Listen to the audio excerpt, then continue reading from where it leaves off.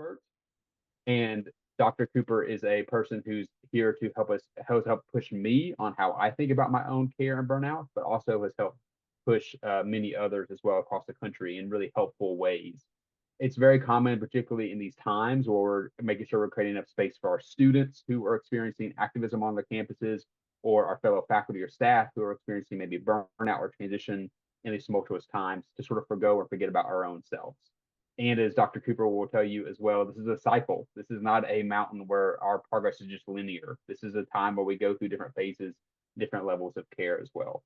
So I'm really grateful that you all are going to be here today. This is going to be mainly today going to be more of an educational session that Dr. Cooper is going to run us through, but you will have the opportunity if you want to ask questions in the chat, as well as at the end, we will talk about sort of next steps and ways that you can stay connected to not only Dr. Cooper and her work, but also to this continued conversation that we hope will be a series that will go throughout the fall as well.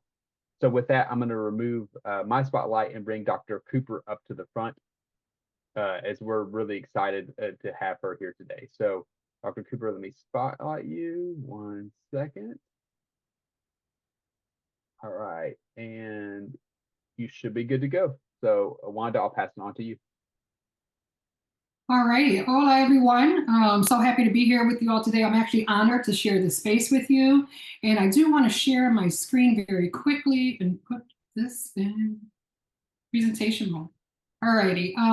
I do lose some of you when I share my screen. So will help me out if there's anything that I need. No, you're good. We can see the screen perfectly. You're great. Great. Awesome. All righty.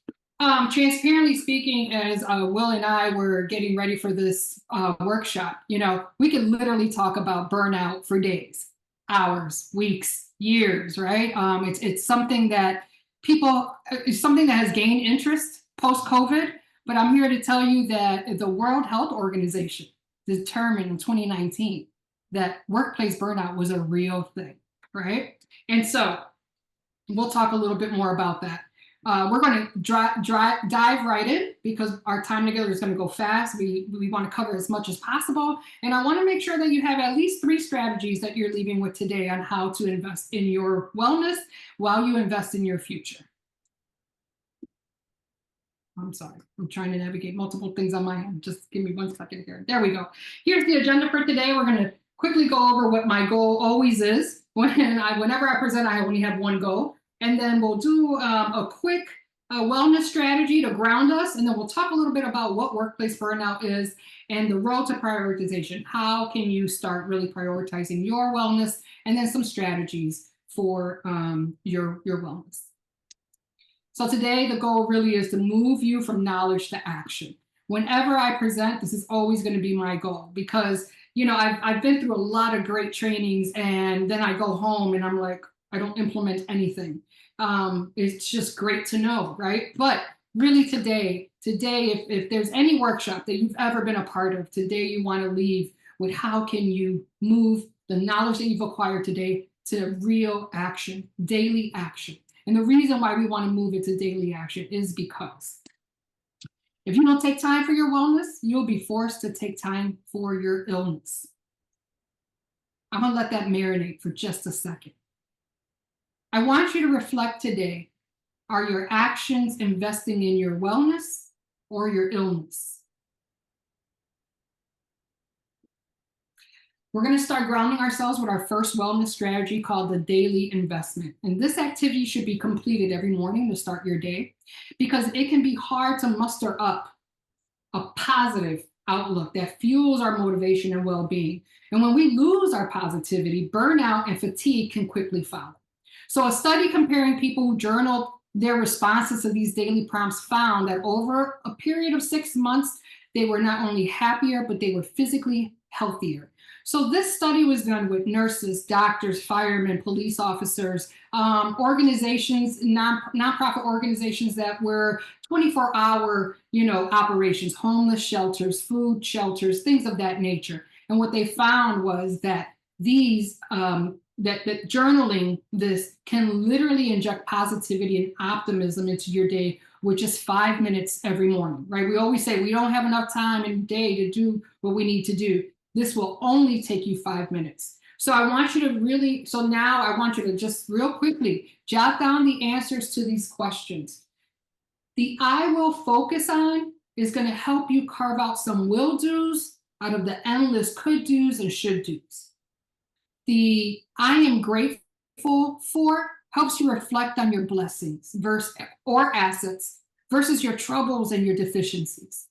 And the I will let go of helps you name it and release it. Sometimes we hold a lot within, and this will help you actually name it, identify it, and find this and start to release it. It also, the I will dedicate 15 minutes to will help you develop consistency and hold you accountable. Because ultimately, we only have about we're only awake for about an average of 1,000 minutes a day. Now, 24 hours a day sounds really like a lot longer than 1,000 hours a day, right? Because we're about up for about 16 hours a day. So think about it. If you take 5 minutes in the morning to do this prompt every morning, you are literally taking control of 995 minutes of your day. You're starting with positivity. So I'm going to give you 2 minutes to go ahead and fill this out.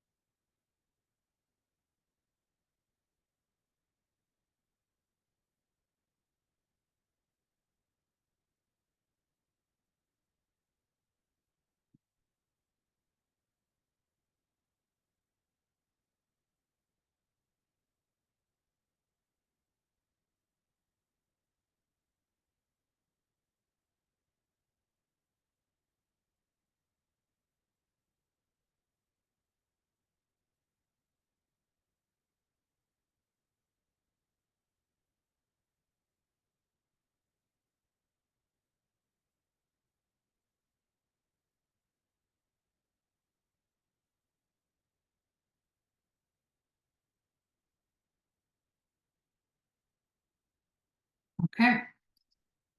I'm going to go ahead and move on here. And now we're going to get into a little bit of information from the World Health Organization. We're going to talk a little bit about what is workplace burnout. Like, is it a real thing or is it just me, right? So what do we know? Well, what we know is that in 2019, the World Health Organization legitimized workplace burnout. They added it to the International Classifications of Diseases, the 11th edition, and they categorized it as an occupational phenomenon, defined as a psychological syndrome that results from unmanaged, prolonged stress at work, specifically, right, at work. Now, burnout exists in every fashion of your life. There's parenting burnout. There is sibling burnout. There is oldest child burnout. There is burnout from watching TV. I mean, the burnout has been tagged to everything. But today we're going to specifically talk about workplace burnout. And I want you to understand that it can happen to anyone in any profession, which means that it's prevalent in the workforce. Simply put, burnout is a state of physical, mental, and emotional exhaustion. And according to research, throughout our lives, we're going to spend about 90,000 hours working. So we have to make sure that we're managing ourselves in a manner that we're not contributing to burnout, right? We're not helping ourselves become burnt out because we have about 90,000 hours worth of work that we will complete before we retire or, are no longer on this earth. And research now indicates that how employees are managed and their work location has about 4 times as much influence on employee engagement and well-being. So I want you to also think about that. If you're leaders and you're managing staff, think about your workplace culture. Think about how it is impacting your employees, okay? Because that's going to be critical. And like I mentioned, we're moving quickly today because we don't have a lot of time. So I'm available to you after this presentation. We'll share my contact info with you. Feel free to reach out for any of these, for any questions. So the causes of burnout: unaddressed chronic stress, unreasonable demands. And unreasonable demands could look very different. It could be unreasonable demands at work, or it could be unreasonable demands that you have put on yourself. So research shows that if you work more than 50 hours a week, you are a candidate for burnout, right? So as leaders, we have to think about that. When we give our staff multiple priorities, we need to think about what are those key priorities for that week that we want our staff to focus on. It really helps them, navigate through the number of things to do and the should do's. It really helps them kind of hone in on what is it that I should focus on this week. So that's work. But in your personal life, unreasonable demands. What unreasonable demands do you have for yourself? Think about that. Reflect on that, because every day we tend to add more and more to our plate, right? We tend to say, "Oh, I want to do that, or I want to accomplish this, or I have you take on another project." Whatever it is, remember that you can only hold so much in your plate. So the other causes of burnout is lack of procedural knowledge. Have you been trained in your role? And I'm not talking about bringing somebody in and onboarding them on your mission, your vision, your values, and your DEI goals for the year. I'm talking about their specific role. How do they get from point A to point Z? How do they meet their deliverables for their role? So a lot of times we hire people and we say, "Oh, they have the experience, they have the knowledge. Yep, they're good to go." And we bring them into our organization, but we do not train them on our organizational procedures, on our applications that we use, data applications, Salesforce, Slack, whatever it is that we're using for our specific departments. We need to make sure that they understand how to meet their deliverables through those actual tasks. So task training is going to be critical for employees. It's going to really give them that procedural knowledge, and it's going to ground them in their confidence that they can get the work done. They're also going to know who to go to when they have a challenge or they experience a barrier. Lack of resources and accessibility. Resources. Do they have the tools necessary to do their job? Do you have the tools necessary to accomplish your goals, your daily goals? Accessibility. Is your supervisor accessible if you run into a barrier or a challenge?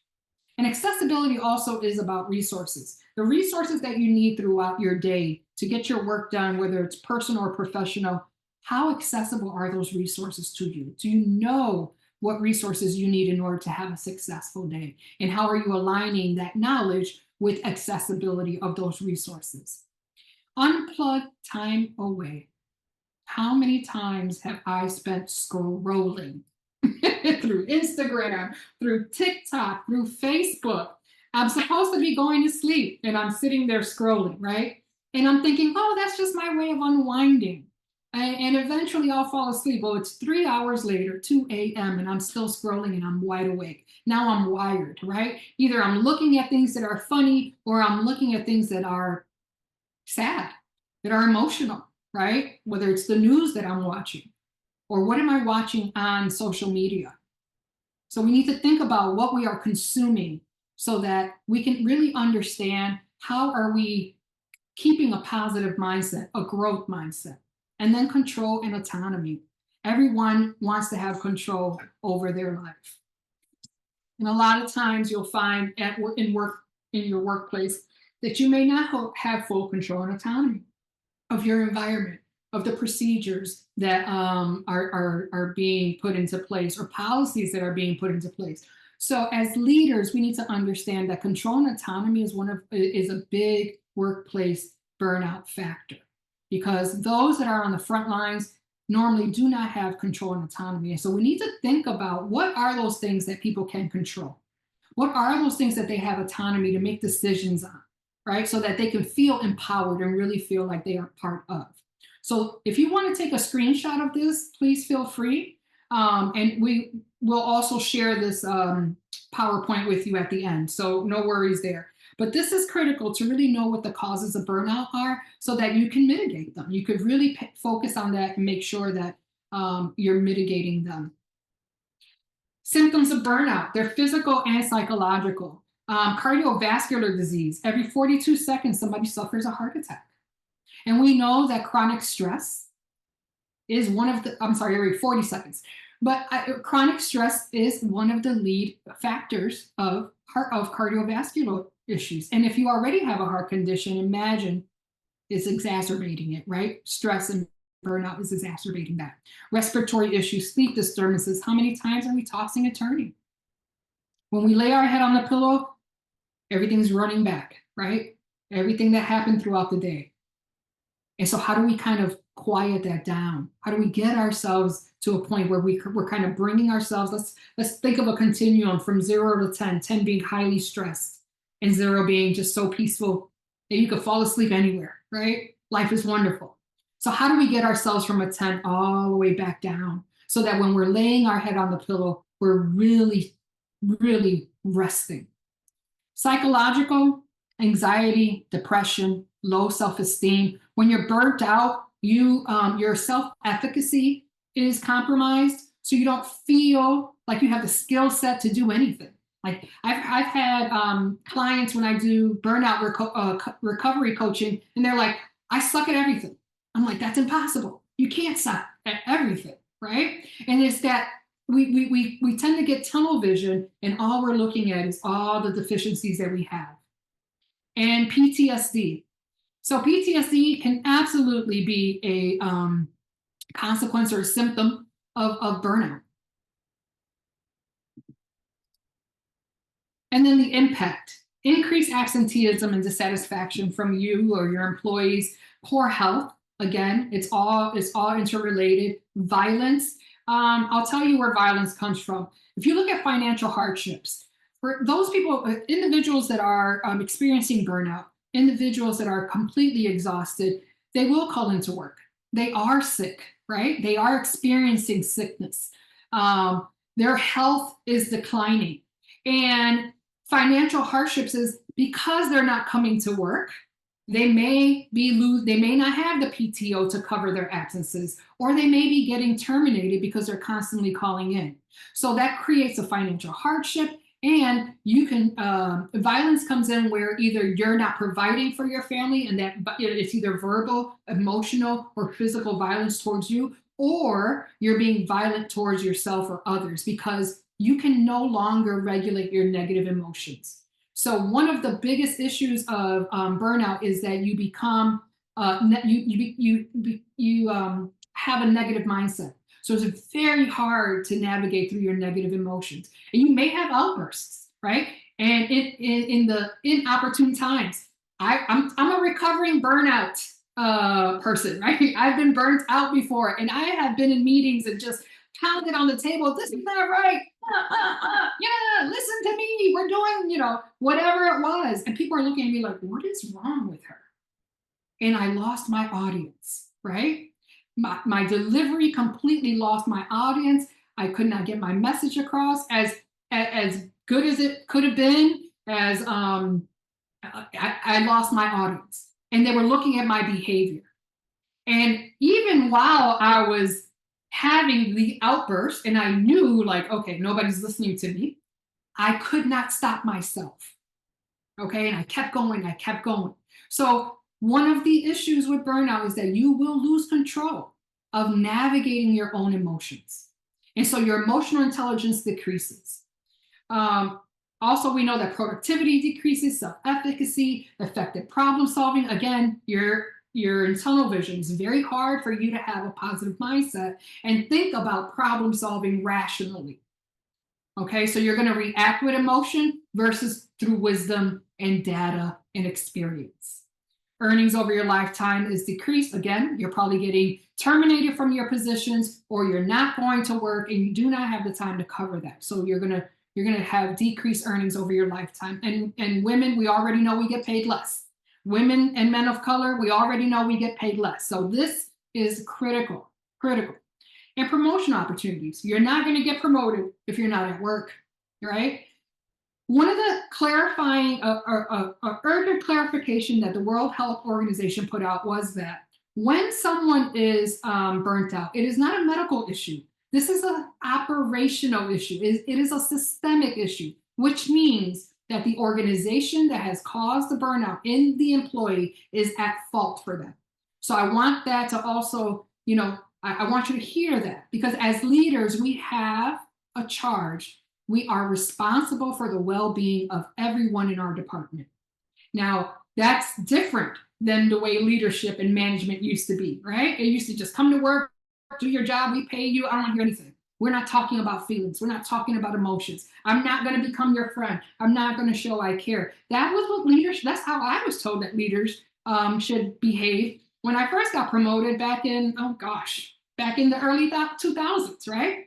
So things have changed. People want to feel that they're cared about at work, that they're cared about as human beings. So we need to make sure that we are thinking about what are the factors of burnout, and really thinking about how do we mitigate those factors within our department.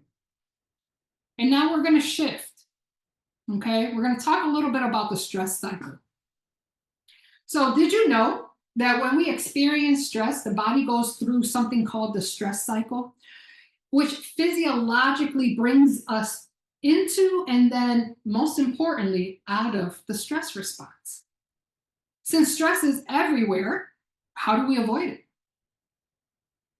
We don't, right?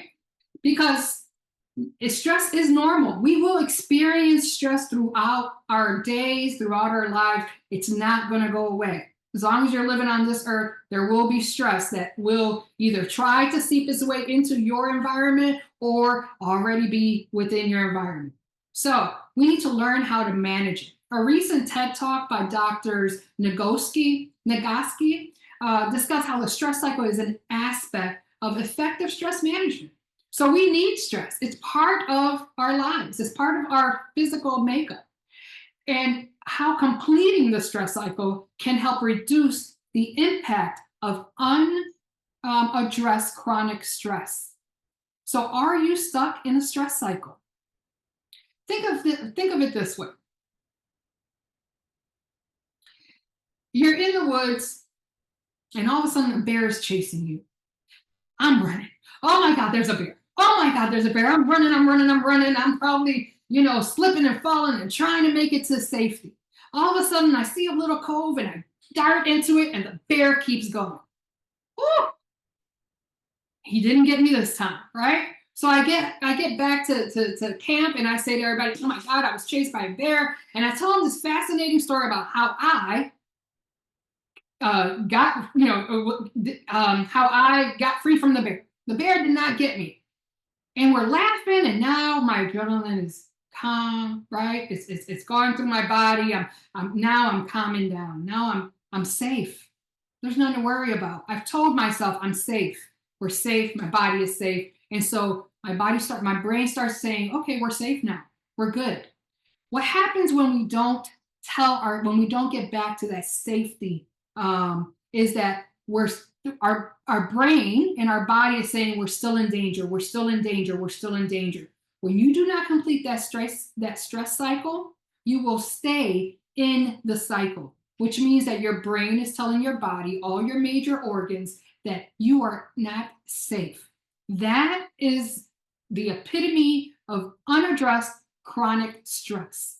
So whenever you go through a stressful moment in your life, I want you to really intentionally make sure that you are getting back to a place where you're telling yourself, either out loud or in your brain, but actually saying these things internally or externally so that you can hear it.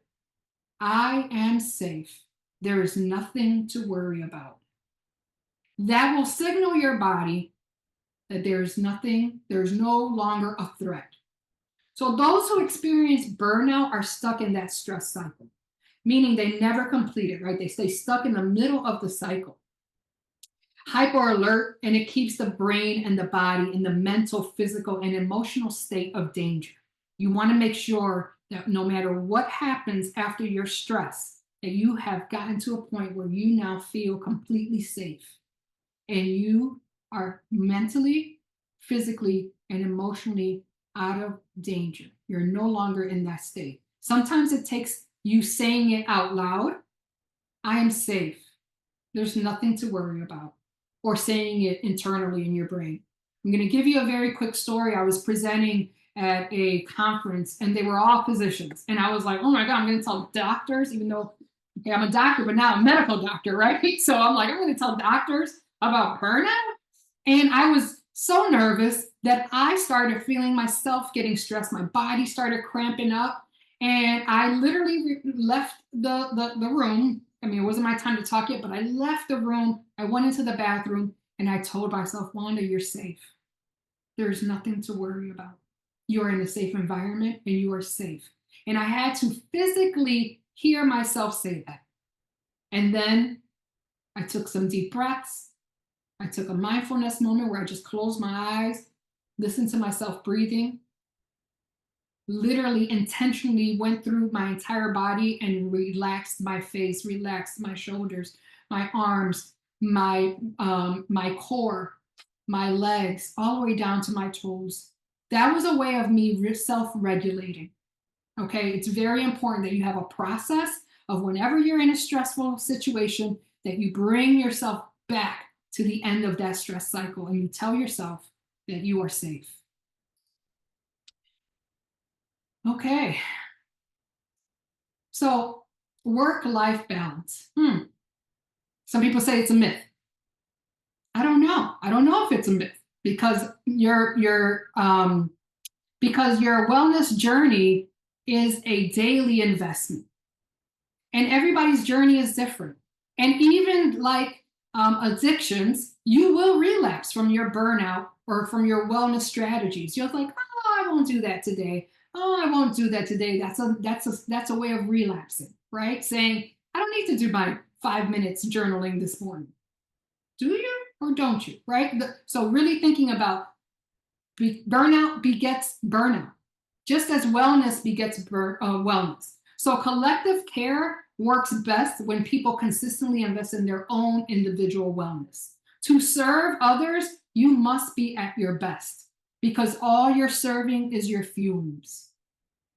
So be very aware of what your capacity is to take on other people's issues, right? Sometimes we're so burnt out ourselves, we don't see it. We may know it, we may ignore it. Maybe we don't know it. But when we're mentoring others, when we're leading others, we're giving them our fumes. We're not doing them we're doing them a disservice, right?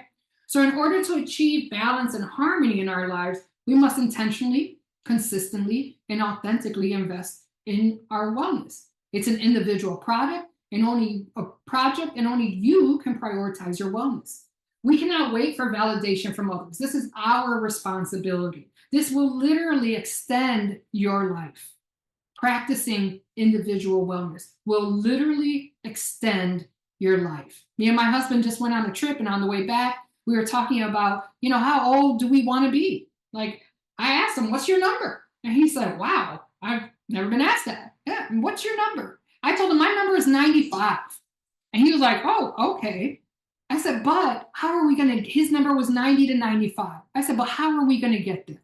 So how are we investing daily so that we can reach 90 and 95 and be able to still be independent, still enjoy life, and still take care of ourselves? This also allows us to model the way for those we love, mentor, and lead. When you have your own strategies, you can then say to others, this is what I do and it has helped me, versus just kind of hypocritically preaching to others. You need to take time off. You need to take better care of yourself. Trust me, that was me, right? Before I started my doctoral program and started researching workplace burnout, wrote my dissertation on it, did local research on it. Before I started doing that, I didn't really know what it meant to take care of myself. I also didn't know the damage I was doing to all my major organs because I wasn't taking care of myself. So there's no way I was going to make it to 95. There's no way, with how I was living and how I was treating my body and what I was drinking, what I was eating, lack of exercise, lack of sleep, all these things that, happen, right? So we're gonna talk about setting the stage, right, to thrive. How many of us have cell phones? Probably everyone in this world has a cell phone.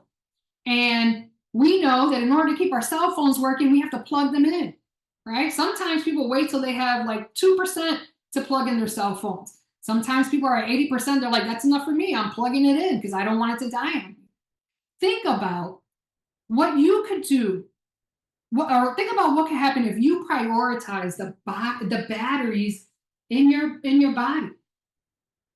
Our major organs, our heart, our lungs, our gut, our kidneys, our liver, receiving the attention and nurturing that benefits them and keeps them running at the highest level, right? The optimum level. How are we really pouring into ourselves? We're going to review 2 more actionable ways that we can begin to prioritize our wellness. It's hard for me to see, but if you could raise your hand either with the little emoji thing or physically, how many people agree that words have power?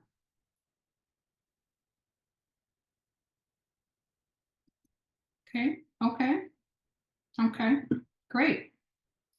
I'm going to show you a quick video, and then we're going to dive a little deeper into what this all means, okay? Let me give me just 1 quick minute here.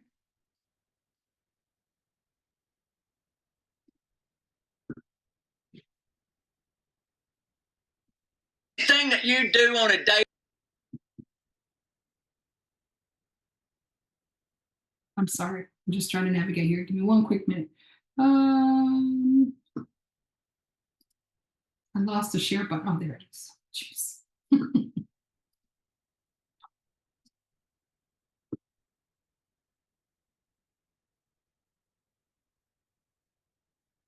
Daily basis is something that you practice. If you beat yourself up every time you make a tiny little mistake, you're practicing that, man. If you snap at your friends and family when life is a little more stressful than normal, you're practicing that. And anything that you practice every day, you're gonna get damn good at it, man. Okay? So many people dedicate serious time and energy accidentally practicing things that hurt them, man. The beautiful thing is once you realize this, you can unlearn your practices. And you realize underneath all of these things you accidentally learned, the fun-loving kid that you were when you were young is still underneath it all, man. Be happy, be silly, realize it's not you. It's the things you practice that are making you mad sometimes. Most of the time, okay? Don't be the Michael Jordan of being mad, all right? Come on. Stop practicing the bad stuff and start practicing the stuff that helps you, brother.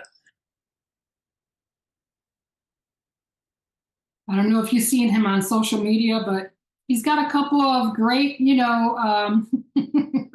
great videos, and really just talking about how can we be better to ourselves, how can we be better to others. And so I really enjoyed that little snippet because it really talks about, what we need. We need to understand what we're telling ourselves. What are we practicing, right? And so is it positive or is it negative? And let me just, I'm going to share my PowerPoint once more. And there we go. All righty. So I'd like you to really think about, what are you telling yourself every day? Are you practicing forgiveness? Are you forgiving yourself? I make mistakes every day, right? So are we forgiving ourselves? You're not the person that you used to be. Every day we get a little better. Are you healing intentionally? Are you thinking about your past traumas? Are you thinking about how are you healing from that? Are you telling yourself that you're capable, right? Focusing on the good versus the negative. Being grateful. Letting yourself know that you are enough and you're worth investing in your wellness. Believing in yourself. How many times have you looked in the mirror and said, I love you? For a long time, 45 years at least, never looked in the mirror and said, Wanda, I love you. We need to reframe challenges and barriers through a positive lens. If you didn't do very well on something today, just say, you know what? I'm going to increase my knowledge, increase my procedural knowledge so that I can do better at that. Instead of, oh, I sucked. I'm stupid. I don't know what I'm doing. I don't have the skill set, right? Sometimes we beat ourselves up instead of really pouring into ourselves and thinking about, okay, how can I make it better? How can I increase my knowledge or my skills in this area? So really, are we showing up for ourselves with that same ferocious intensity that we show up for others? How many times have you told others that they are worth it, that you believe in them, that they are enough, and that you love them? How are we saying the same, when are we saying the same things to ourselves? We know that the benefits of positive thinking is that it increases your confidence, your motivation, your belief, your enthusiasm, you're happier, and you're inspired. And so really thinking about what are the words that are constantly going through your head. Whenever you're not doing anything and you go and you grab your phone, think about why you're doing that. Sometimes, and I've only realized this through my burnout recovery coaching, people don't tend to want to be alone with their thoughts and words because a lot of times it's not saying positive things, right?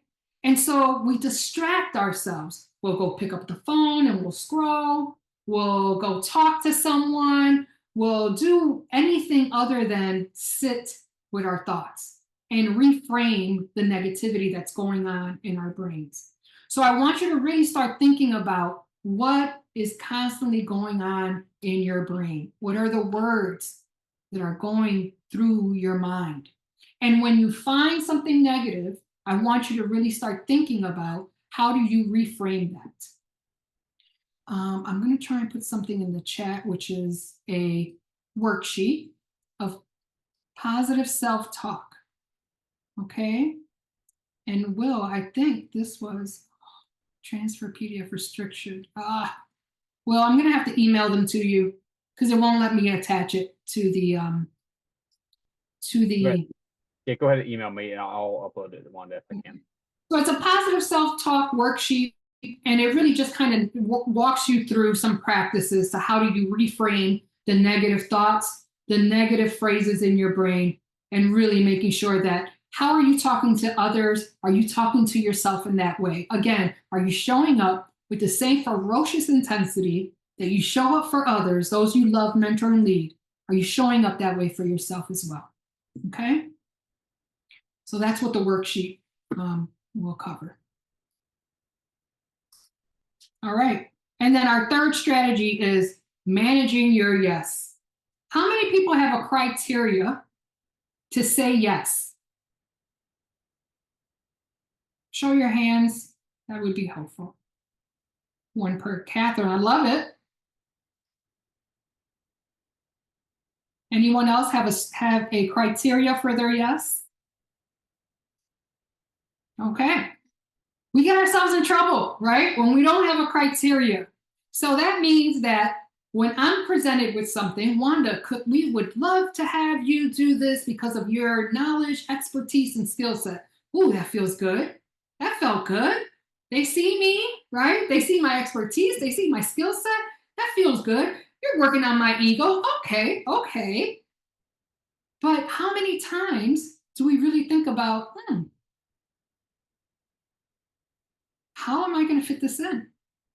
Right? So as we seek balance in our lives, as we seek to really decrease our stress and increase our wellness, our investment, we need to understand how full our plates are. So do you know how full your plate are? I'll say this. How many people's plate is already full? Raise your hands.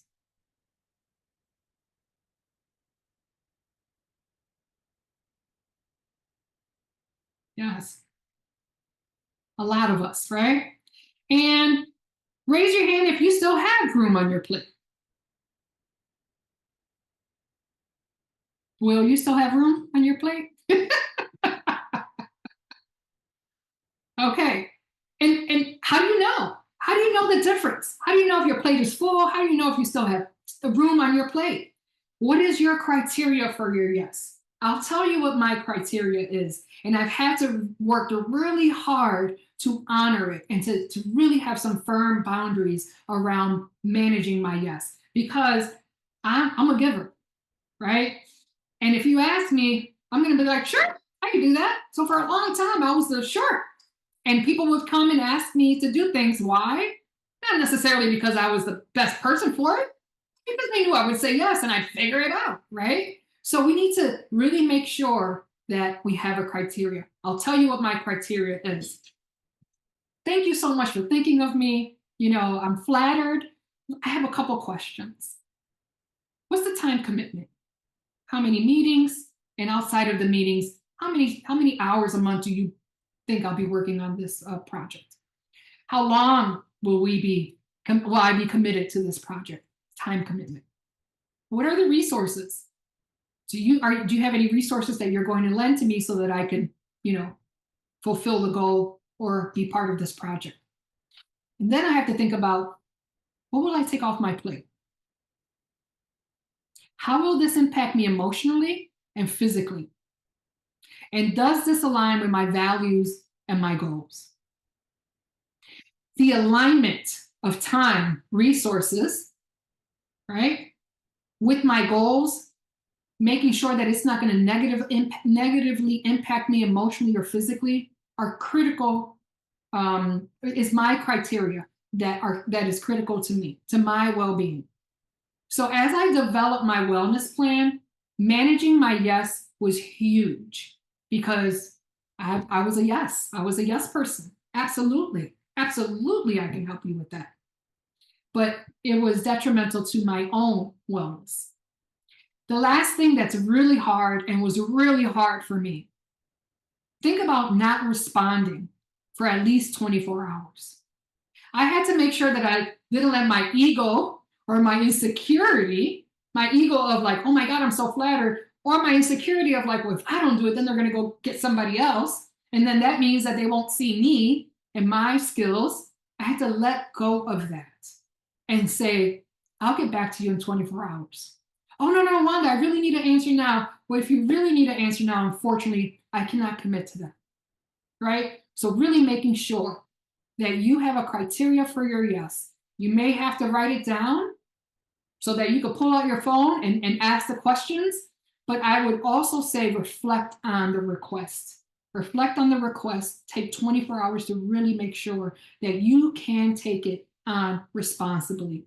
I was at the Change Makers a couple of weeks ago with Campus Compact, and one of the participants said, I cannot take that on responsibly, right? I can't take anything else on, I can't add that to my plate responsibly. And I was like, I love that word, because that's exactly what it is. I could commit to it, but then I'm going to probably, be cramming it in with everything else that I've committed to. So is that responsible? Am I able to give it my all? And I think when you tell people I cannot take that on responsibly, I think they can understand and they value that. They go, wow, thank you, right? Because they want quality work. And so think about those things, really thinking about letting your ego and your insecurity not be the reason why you've agreed to something. Okay? And one thing before we go into the Q&A, if nothing else resonates with you, I want you to think about how your wellness strategies are contributing to your illness or to your wellness. Think of your number. What is your number? If somebody said, what do you want to live to? What is your number? And then think about, what are you doing to get to that number? Remember that you cannot give what you don't have. If we exhaust ourselves without daily replenishment, without plugging that battery in, what example are we setting for those that we care for, guide, mentor, lead? I have 4 granddaughters, and I want my granddaughters to say, wow, Mima taught us that our wellness was critical. And because of that, I now have these coping strategies. I now have these strategies throughout the day that I can invest in my well-being. that I know that I have to show up ferociously for myself first so that I can continue to show up for those that I care for. I thank you for your time, and we could go into Q&A. Awesome. Thanks so much, Wanda. That was fantastic as always. So this is meant to be a coalition conversation, and we recognize that everyone, we said on the description, everyone, no matter where you are in your journey, was welcome here. You don't have to be perfectly practicing your wellness. You could be in the middle of burnout. You could have just recovered from burnout. You could be anywhere in your journey, but we really welcome anyone and everyone. If you have a question, feel free to just raise your hand with the emoji, or you can put it in the chat and we'll ask Wanda to answer that as well. And I think, when Wanda, you're getting a lot of love in the chat as well for this. Thank you. So I'll Thank pause. you. I'm trying to go through the chat now, and Yeah. I was quoting you left and right. We'll... I was quoting left and right, but we'll pause for a second to see if anyone has a question.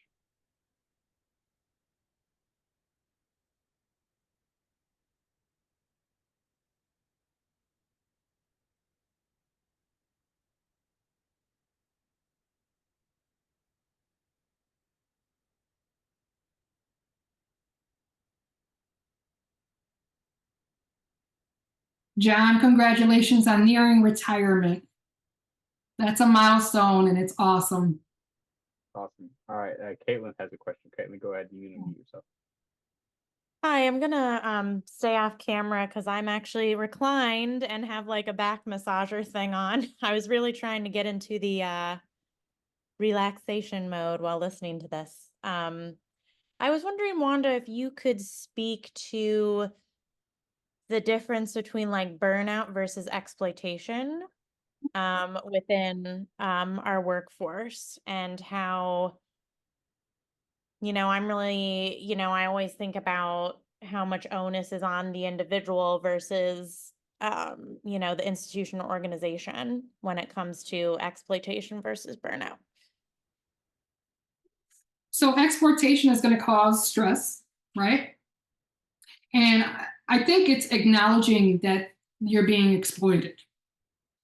I think that right there can cause a lot of stress, and really understanding what are your options. So if it's at work and you feel that you're being exploited, I think you need to, and well, this is right what we said. I don't want anybody quitting their job saying, Dr. Cooper told me to quit my job. But as a wellness consultant, right, as a wellness person, we really need to make sure that we understand the culture that we're in. Organizational culture can be toxic. Organizational culture can be a healthy culture, but we need to understand where we are. Sometimes we have toxic leaders. Sometimes we have toxic peers, coworkers. And so one of the things I would want you to think about, Caitlin, is what is being exploited, right? And think about how you're going to really have that conversation with someone that could change that at work. Sometimes sometimes you have to go straight to HR, because exploitation can also be discrimination. Exploitation can be illegal, right? I mean, depending on how it's being done. That's why I say can be illegal. So I would say that people need to make sure that they inform themselves in their employee handbook of what's allowed and what's not allowed. I would also say that you think about talking to your direct supervisor about how you're feeling. Document that conversation. Send that documented conversation in an email to your supervisor per our discussion, and any action items or any advice that your supervisor may have given you.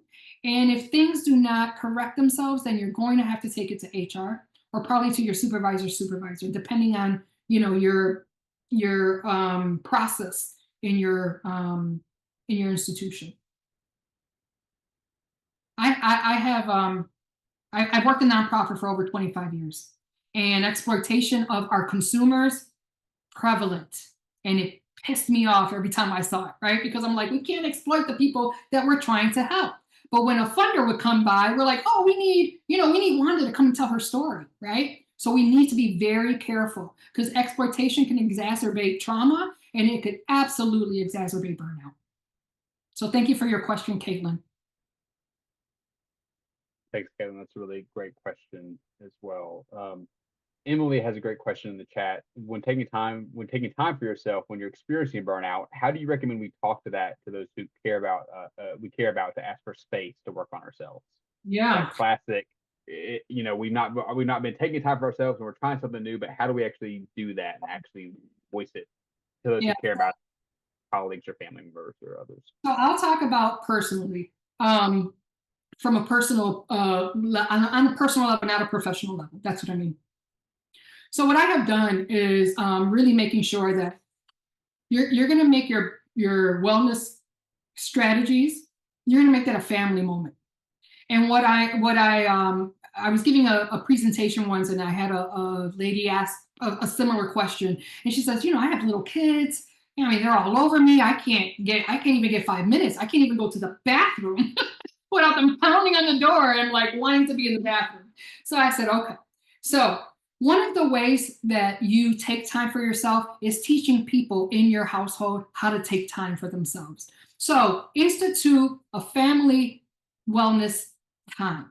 And that is everybody kind of goes into their corners, or even you could stay in the same room, but everyone is doing something quietly, whether that's reading a book, whether that's journaling, a coloring book, whatever it is. You want to start showing the people in your household that this is how we love each other. This is how we take care of each other, by allowing ourselves to take care of ourselves, right? So having that family downtime, a half hour before you put the kids to bed, it's family wellness time. You may play a game together, a board game together, right? Something that brings joy, something that takes out any type of negative thought. If it's individual tasks, it could be that your children are reading a book, they're coloring, they're playing with Legos, whatever it is, and you are investing in yourself at that time as well. So you're doing it together, so it doesn't look like, mom's or my wife or my partner, whatever it is, she's being selfish and taking time out for herself. No, we're all going to be selfish and we're going to invest in our wellness. That's that daily consistency, right? You make it intentional, and it just becomes part of your operations in your home. So everyone, whether you're eating dinner together, right? That's something that you've a custom, right? That some people have. And so really thinking about how do you normalize taking care of yourself, and really making sure that everyone knows that this is something that we have to do on a daily basis. So don't make it an individual project. Make it a family project. I hope I answered your question. John. Hi, Wanda. Thanks. My question is regarding a partner who is frequently saying she is burdened with workplace dynamics that I see that you're emphasizing causes burnout, and it is spoken of in stressful terms. And I would like to know if you have a suggestion as to how I, as the partner, can address it, and if you think it deserves something like counseling or therapy with both of us, or is it something I just leave on her shoulders, when she's saying, I may have to quit this job, and it's a big deal. Yeah. So when I train leaders, when I work with CEOs, I always tell them that the families of their employees have to fall in love with the organization if you're going to retain that employee. And they look at me like I'm crazy. Wanda, what are you talking about? John, your partner's coming home, she's stressed. I'm sure that energy is also stressing you out because you love that person, right? And you want them to be happy. You don't want them stressed. So therapy is always a good thing. Let me say that. First of all, our trauma, unresolved trauma, and you're dealing with stressful situations, it's just a perfect storm, right? So any unresolved trauma is always going to come up. For me, I would cry at the drop of a hat. Whenever I felt an emotion, tears flowed. And I had to for a long time, I'm like, why do I cry every time? Unresolved trauma. My mom yelled at me every day, all day, right? She was like the strict mom, do. She did it because she thought it was going to keep us on the straight and narrow and, make us great adults, right? Great citizens. But that created something in me that when I would hear somebody talking forcefully at me, I would get very emotional. So I had to work through why. So let's get to the origin. Let's get to the root of any unresolved trauma that your partner may have. Also, any unresolved issues that the relationship may have. That's something very critical, right, to talk about as well. Therapy is always going to be a great thing, whether it's a fake leader, whether it's a therapist, however you want to get your counseling, I think it's always going to be a great thing. But I will also say this. If the factors of burnout are not mitigated, then she will have to absolutely think about her future, right? Because if she's saying, I always say, come with the data. People say, well, how do I tell my leader this? Take a snapshot of that. Well, when Will sends the PowerPoint, show that to your leader. Hey, I just learned this. Did you know that the World Health Organization actually legitimized workplace burnout and that it's not an employee issue? It's actually a systemic issue. So we can mitigate this by offering training, right? Come with the data, come with some options on how to mitigate it. And I would tell you, there's a lot of leaders that have no idea what the factors of workplace burnout are. So they're not seeing it through that lens. So we're building procedures, we're building policies that are detrimental, that actually help burnout happen. So really, it's about engaging and informing your leaders as well and going with the data. And, we do have some toxicity in workplaces. And if it's toxic and not changeable, then I will be the first one to say it's time for an exit plan. Whenever I do burnout recovery coaching, I always talk about an exit plan. Right? Awesome. In the toxic environment, whatever that environment is. Sometimes, we stay in it too long to our own detriment. That's a great board, Wanda. I want to get to this one question. We have some folks staying around. If you need to hop off, totally understand. But Rachel's question's gotten a lot of traction, so Anders lifted this up. Rachel asked, "Do you have recommendations or rewiring habits away from things like doom scrolling towards other more fruitful methods of dopamine harvesting?" So how do we find those habits that are not on our phone towards something else? But Rachel makes the caveat, and I think it's good. I have fallen into the challenge that many of my non-screen activities are actually tasks or projects, so they don't actually feel like they revive or recharge me. Yes. So what are some suggestions you have for non-screen activities that aren't doom scrolling, but aren't necessarily like work, if like doing the laundry or making the meals or things like that? Yes. So one of the things that you need to really think about is what gives you joy? Not anything electronic. What gives you joy? Get back to the root of what brings you joy. Because I think that helps us then say, oh, I'm always going to use me as an example, right? I love water. I love the ocean. Whenever I'm stressed, I go to water. And I just sit there and I just let it all out. Whether it's crying, screaming, talking to myself, reframing all those negative thoughts, right? The habits that you're talking about is that daily investment. Now, I gave you 4 questions that you could do for your daily investment. I'm going to send Will an actual journal that I created that has the daily investment. It has an evening investment. It has a goal tracker. It also has how you set your stage to thrive, meaning when you are trying to unplug, remember, we don't have enough unplug time away. To your point, the scrolling, right? Those habits of just picking up the phone. Really think about, what do I need? What environment am I going to put myself in that brings me peace, serenity, and joy? What do I need in that environment? Do I need water? Do I need a candle lit? Do I need soft playing music? Be intentional to really make sure you're setting the stage of what brings you peace. Because once you have set that stage, you actually look forward to it.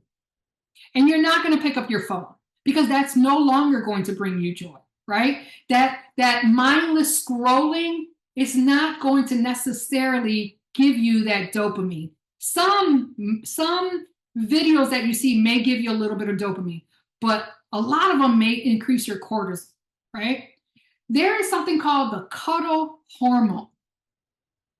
20 seconds of hugging yourself or hugging someone that you love will release oxytocin, healthy hormones that bring you joy.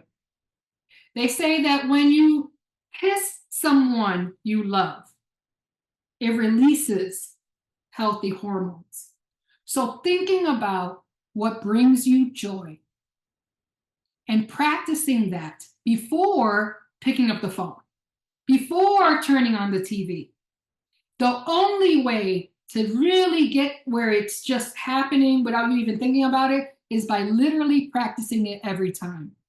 And when you pick up your phone, telling yourself, why am I picking up my phone? Again, we have to do some of that work, some unresolved trauma. We have to think about, what are we running away from? Why don't we want to be silenced with our thoughts? Why don't we want to sit still with our own thoughts? Practice makes perfect. Don't practice being mad. Practice bringing joy back into your life. That's awesome, Wanda. That's amazing. So this has been really, really fruitful. Thank you so much again for the gift, Wanda, of your lived experience, your modeling this, your ideas. I think there's some really beautiful, tangible takeaways here.